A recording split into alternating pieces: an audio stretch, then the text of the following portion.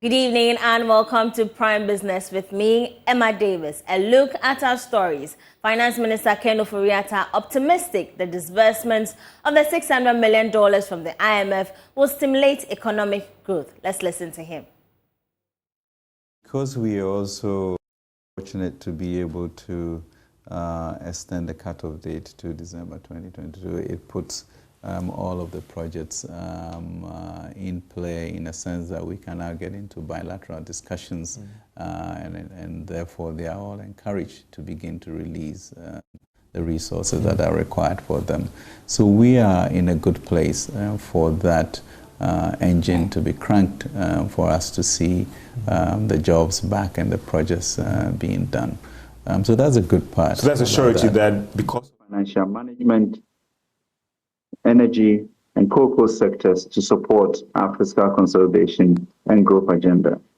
Taken together, today's agreement marks a pivotal milestone following the successful conclusion of our domestic debt exchange program in 2023.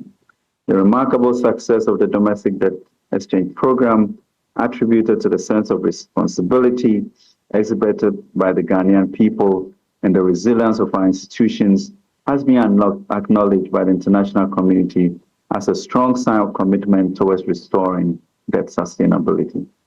The government is committed to fully implementing the IMF-supported PCPEG, and we have put in place all the necessary implementation arrangements to make sure the program does not derail so we can fully achieve our intended objectives. Now the final crucial step in our strategy involves the restructuring of our commercial debt, particularly our Eurobonds. The IMF board's approval of the first review and the recent agreement of official credit set the stage for our impending re-engagement with bondholders, which will commence as early as next week. We are working hard to reach agreement with our bondholders in the shortest possible time. We are optimistic that we may arrive at an agreement no later than mid-March. Allow me to assure you that we remain steadfast in our commitment to act resolutely. Ultimately, we are showing our resolve that our economy has certainly turned the corner, and across the government will focus on attaining a more resilient, transformed economy that delivers higher living standards for our people within the shortest possible time. Ladies and gentlemen, indeed, God has given Ghana victory, and greater things he will continue to do. So we big thanks to the... On his part, IMF Mission Chief Stefan Rode says macroeconomic indicators are showing signs of recovery, hence the disbursement of the $600 million. Also made significant progress on its comprehensive debt restructuring. The domestic debt exchange was completed over the summer, and an agreement in principle was recently struck between the government and its official bilateral creditors. The government has continued to engage its private external creditors, and we look forward to seeing progress on this front in the weeks ahead. To control inflation, the Bank of Ghana has taken decisive steps, and these efforts are already paying off. Inflation was almost halved as it declined from 54% in December 2022 to close to 23% last month. Measures to preserve financial stability are also very central to the program. The Bank of Ghana and the government are taking steps to ensure banks rebuild their capital buffers. And last but not least, reforms are being implemented to encourage private investment, growth, and job creation. These are all essential ingredients to address current challenges and boost Ghana's prospects going forward. Ghana's performance under the program has been compelling, both in terms of meeting the quantitative objectives, for example, on budgetary performance, but also in implementing transformational reforms to make the economy more resilient. Importantly, despite the difficult global economic setting, the authorities' reforms are bearing fruit, and signs of stabilization are emerging. Growth has proven more resilient than initially envisaged, and indeed we are revising our growth projection for 2023 from 1.5 to 2.3%. Inflation is declining rapidly. The fiscal and external positions have improved. Bank of Ghana's international reserves have been increasing, and exchange rate volatility has decreased. Notwithstanding the progress made in recent months, the road to full stabilization and recovery will be gradual. Addressing remaining challenges will require determination and steadfast policy reform and reform implementation. But today's news marks an important milestone in the road to recovery and towards building a flourishing economy that will benefit every Ghanaian. Thank you. Thank you so much for... Meanwhile, economist Professor Peter Korte wants government to advance the funds to sectors that will stimulate growth. $1 billion is good money. It will help shore up our forest reserves. So the money will go to Bank of Ghana, who will then convert the local currency for government to settle some of its obligations. So with the inflow, certainly money is like the engine or the oil of every engine. Once money flows in, if it lubricates the engine, and therefore the economy is likely to pick up based on this. Some contractors or creditors that are owed, I believe some of these monies will go to settle them. There are some stalled road projects. I believe some of these funds will also go into that. So the inflow itself is positive. And it's going to stabilize the foreign exchange quite a lot. It's also going to help, the rate inflation is also linked to the exchange rate. When the exchange rate is relatively stable, we see inflation also behaving in that manner. So it has broader macro implications for the economy. And when government is spending, it promotes further spending, it puts money in people's pockets, it helps create more jobs, etc. So this inflow is quite critical. Then also speculators. When there is a deadlock and the funds are not flowing in, some speculate and speculate that the government is going to be cash strapped. There's not going to be enough forests to support imports. So they convert local currency into foreign currency and hoard. So that puts unnecessary pressure on the exchange rate. And that can also have negative repercussions on the economy. So, on the whole, the inflow is positive because it brings more money into the system, stabilizes the exchange rate, as well as reduces the turbulence on prices and inflation.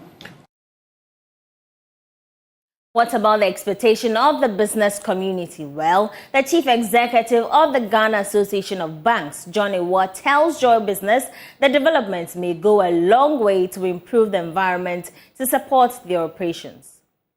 Any good progress on the IMF program is good for the economy. Why did we go into this program in the first place? That we perform, we meet certain benchmarks, and IMF will respond by providing the funding to help us, sustain our operations in terms of the economy. So to the extent that, of course, we've had some delays already, but better late than never. We are told that the funding is almost imminent, and when it comes, it adds up to our reserve portfolio in terms of a country foreign currency reserves, and the central bank will be more capacitated to be able to intermediate or mediate or intervene in the FX market, make sure that when there are hiccups or pressures in the FX environment, they provide the needed assistance to weather the storm. So the IMF program and the success that we are all looking for is for the good of the economy. And as banks, as participants in the economy, we are residual carriers of risks in the environment. And if that program enables these risk factors to go down, it means that the potential for us having some hiccups along the way is also will also be minimized, and that should be good for the banking system. As you try and wrap up on this, another critical thing which I want to get from you has to do with what this also will mean for your international partners and credit lines, and also international transactions and all that, because just 3 weeks ago, a month ago, I engaged some businesses who said that the uncertainty about even us getting this bilateral deal closed and even the next tranche saw some brief hold on a lot of international transactions as well. For these commercial banks, your international partners, international lines as well, and this also de-risking that concern, how would that also mean for the banks going forward? Yeah, you're absolutely right. The global market, relies very much on information and confidence in that information and trust in that information. So if you said we're going to meet certain benchmarks by certain periods, I'm sure there were some people who were holding us to those performance benchmarks. So any delays will not be a good development for the country. And that is why, with the update that we have received, we are happy because the market needs that kind of information. They need that confidence, that trust that when we say we are going to do this, we'll do whatever it takes. Let's now listen to the Greater Accra Regional Chairman of AGI, Chona Makpelu, who is optimistic the release of the funds will positively impact the exchange regime, which will improve the business environment.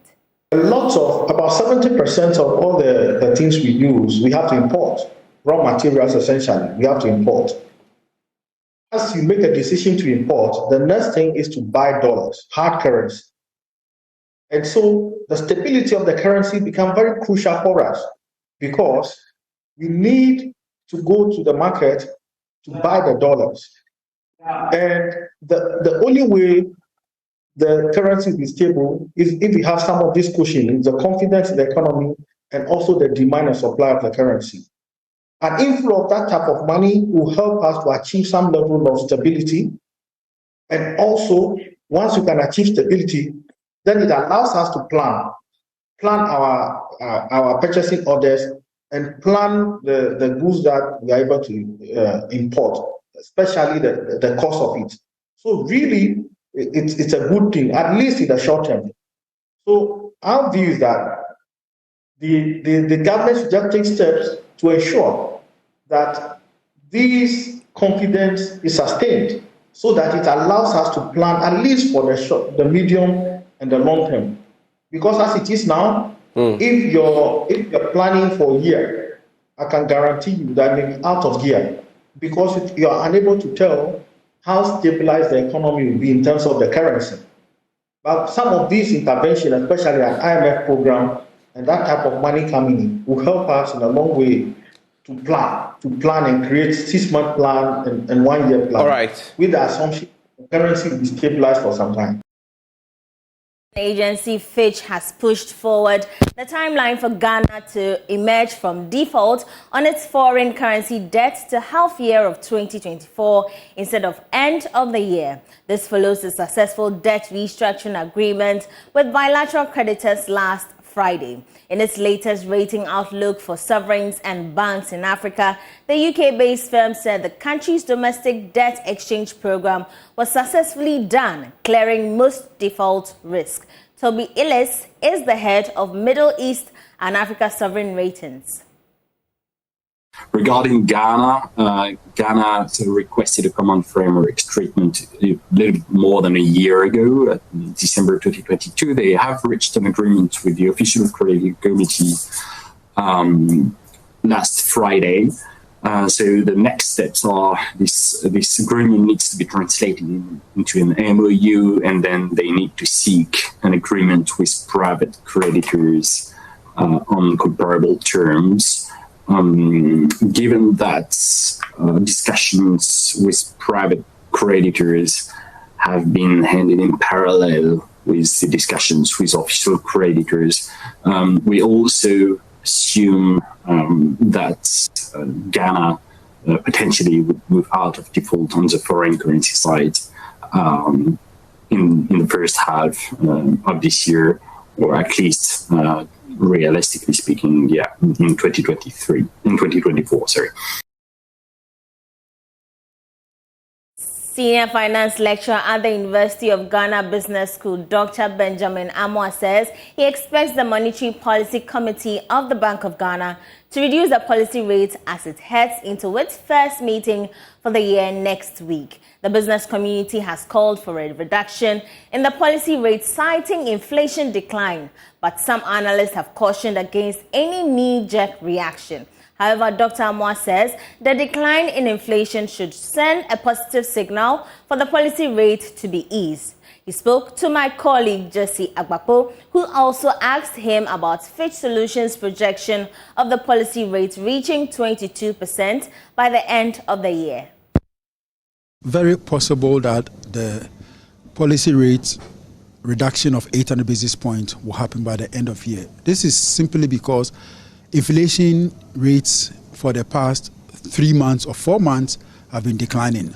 And if you look at the factors that influences the policy rate, inflation is a major factor. So with the economy turning around and inflation rate declining, it will go a long way to reduce the MPC rate. We should not also forget that once the MPC rate reduces, the Ghana reference rate will also see some reductions, because the MPC rate is about 40% in the weightings that goes into the Ghana reference rate. When that happens, loan rates, all being equal, will also decline accordingly going forward.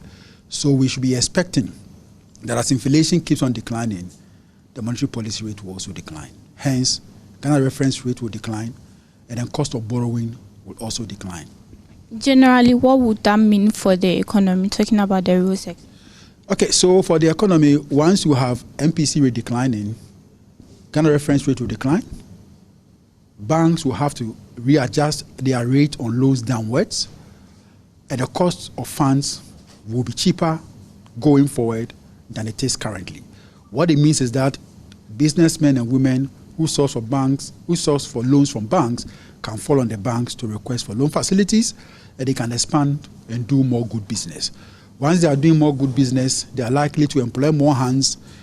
More hands will be employed, and individuals will have funds or salaries to take care of their families. So if the trend should go on the way we are seeing it, then it will be good for the economy. The MPC meeting by the central bank will take place next week, and with inflation coming down in December, what are your projections? Okay, with the rates and how the inflation rates have been declining, it is very possible that the Monetary Policy Committee will reduce the MPC rate. We have gone through 3 successive declines in inflation, and that should inform the Monetary Policy Committee to be sure and be confident that rates within the economy or price levels are declining. Hence, they will also have to look at their model and then to reduce the monetary policy rate. So I am expecting a reduction in the monetary policy rate in the next monetary policy briefing to the press. So inflation has reduced over the months, but people have been calling for a reduction in prices of goods and items. But some business associations are lamenting the fact that other factors are accounting for the high prices. So do you think people calling for reduction in prices is good at this time? Because business associations are also talking about the other things that are making the cost of business very high. You know, when it comes to the price makeup of an item, you have the input side, where the suppliers of this product or the manufacturers of the product, goods and services that we consume, will have to pay for. Now, the current items you are buying from the shops and on the market have been paid for with inputs that the suppliers and the manufacturers paid for some months back when inflation was high.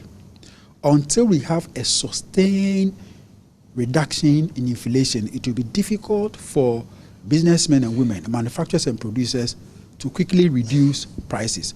We should not also forget that the fact that inflation is on a downward trend doesn't mean that price levels are not increasing. Price levels are increasing, but it's just that the rate at which they are increasing is what is declining. So those of us who go to the shops to buy, what we'll be seeing in the short term is that we are going to be seeing a slower pace of price increases going forward than it used to be in the past. There's going to be price stability going forward than it used to be in the past. It's not going to be the case that prices are going to decline from, let's say, 10 cedis to 8 cedis to 7 cedis. That will only happen in a situation where we have had a sustained inflation. Most importantly, deflation. Then we can think about that. But the way it is, we'll have price stability and not reduction in prices. So the economy is looking good. At least prices have been stable relatively. We are hoping that 2024, we are going to see a lot of stability on our macroeconomic front. Interest rates, exchange rate, crude oil prices. If we are able to get some level of stability in these macroeconomic indicators, and we also are able to have what we call enough revenue in terms of tax revenue, with the discipline promised from the government side not to overspend in an election year, then 2024 will be a good year. On the other hand, if we are not able to see the much needed stability on the macroeconomic front, and the government is not able to mobilize enough revenue, then things will not be so different from what we had in the past going forward. Still with the economy, as Ghana's economy is bedeviled with deficits at both the economic and infrastructure levels. Currently, only 25% of the rural population has access to roads. However, the founder and chief executive of Noel Tego and Company, Professor Noel Tego, says it is high time the private sector takes on bold initiatives for the public good rather than wait on the government to infrastructure development within their communities or industries. So, thinking about what politicians should do for us. See, we need politicians to set up both the hard infrastructure and the soft infrastructure for Africa to work. But if they don't do it, we shouldn't just throw our hands in the air and say, they don't do it, so we'll kill ourselves, we're going to die. No, we shouldn't. What we've got to, but we lag behind in some of those things. And so, by all means, pressurize politicians to do so. Think about that, be trusted enough to be able to come into their council to do that. But if they don't do that, we've got to do something ourselves. Look at how Ghanaians have solved their own private problems. You see, where Ghanaians, particularly the wealthy people, where the roads are bad, they buy four-wheel drive cars. Where there are no lights, they buy generators. Where schools are bad, they send their kids to other schools. Where there's no security, they fence their houses and have electric fencing over there. This is what I call privatized solutions to public problems. But if they can do that and they pull together, we can make government irrelevant or politicians irrelevant. And no politician will want to be irrelevant. So they see you doing something, they want to come and do it with you. And that is how we get movement in terms of that.